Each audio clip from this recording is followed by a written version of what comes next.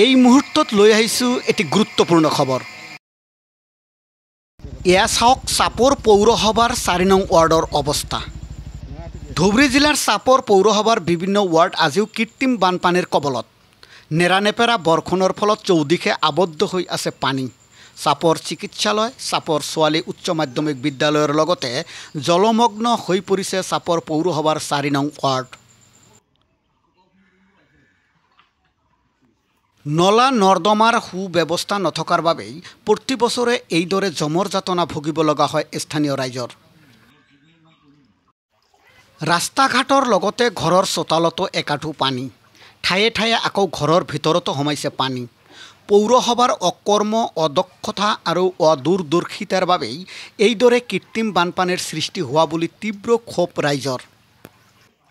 এতিয়া প্ৰশ্ন হয়, পৌৰসভাৰ উন্নয়নৰ গতি কোন দিশে?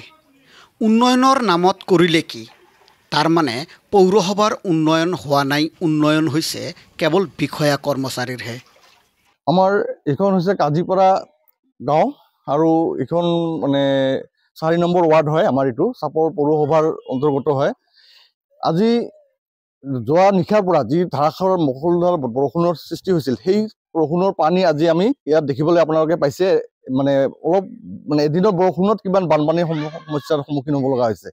আৰু এই সমস্যাটো এটাই কাৰণ ইয়াৰ কোনো নলা নৰ্দমাৰ কোনো ব্যৱস্থা নাই।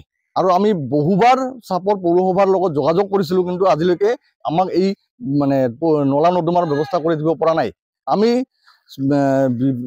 চাপৰ পৌৰসভাৰ বিভাগীয় কৰ্তৃপক্ষ আৰু জিলা প্ৰশাসনক অনুৰোধ কৰিছোঁ, দাবী জনাইছোঁ যে আমাৰ এই সমস্যাখিনি অতি শীঘ্ৰে যাতে সমাধান কৰি দিয়ে। নিশা যিটো বৰষুণৰ সৃষ্টি হৈছিলে, সেই বৰষুণৰ ফলত এনেকুৱা ইয়াত প্ৰায় 200-250 মানে ঘৰ মানুহ হ'ব ইয়াত। এই অঞ্চলখন ইয়াৰ কোনো নলা নৰ্দমাৰ ব্যৱস্থা নাই ইয়াত।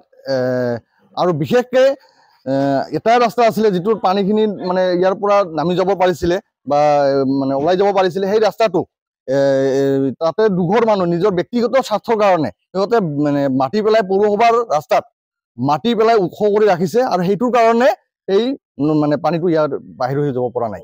আমি যিটো ৰাস্তা আছিলে ইয়াৰ মূল পথটোত মাটি পেলোৱা দুঘৰ নিজৰ ব্যক্তিগত স্বাৰ্থৰ কাৰণে, চৰকাৰী কৰ্মচাৰী হয়, চাপৰ চক্ৰবিষয়া কাৰ্যালয়ত চাকৰি কৰ্মৰত অৱস্থাত আছে এতিয়াও। সিহঁতে ব্যক্তিগত স্বাৰ্থৰ কাৰণে মাটি পেলাইছিলে, মাটি পেলাই থৈ দিছে। এই মাটিডোখৰ ওখ হৈ থকাৰ কাৰণে এই পানীটো বাগৰি যাব পৰা নাই। এইখিনিয়ে আমাৰ মূল সমস্যা। আমি ঘৰৰ পৰা বাহিৰ হ'ব পৰা নাই। মূল কথাটো হৈছে আমি কিবা এটা সমস্যাৰ সন্মুখীন হ'ব লগা হ'লে, বজাৰত যাব লগা, বজাৰ কৰিব লগা হ'লে, হস্পিটেলত যাব লগা হ'লে, ফাৰ্মাচীত যাব লগা হ'লে আমাৰ কোনো মানে ঘৰৰ পৰা বাহিৰ হ'ব যে সেই মানে কিটোৱে ভয় লাগি থাকে আমাৰ। এঘাটো মানে কিছুমান ঠাইত আমাৰ 1 কোমৰলৈকে পানী আহি গৈছে, ঘৰৰ ভিতৰত পানী সোমাই গৈছে।